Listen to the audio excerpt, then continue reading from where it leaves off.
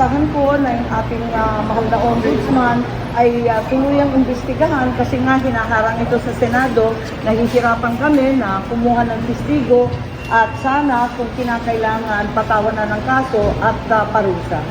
So, pwede niyo ba bang i-mention, enumerate kung sino po yung mga pangunahin po natin na Well, tulad ng nasabi ko noon, si Secretary Boying Remulla, unfortunately kasama Secretary John Vic Remulla ng DILG, ang ating Chief PNP, General Malville, General Torre ng CIDG, at saka si Ambassador Lacanilao.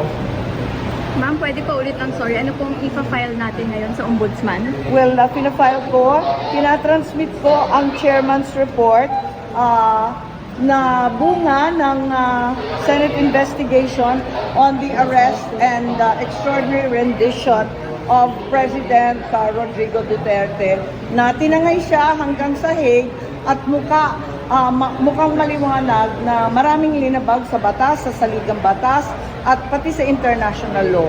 Kaya mananagot, kinakailangan kung mapatunayan ang lahat na ito, ang ilang napakatataas na opisyal natin, 2 cabinet member, ang Chief of Police, si General Torre at si Ambassador Lacanilao.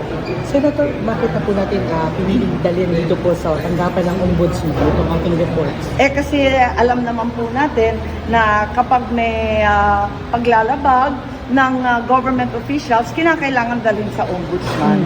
Siya yung talagang binigyan ng kapangyarihan ng ating mga batas na mag-imbestiga at parusahan ang mga opisyal sa gobyerno.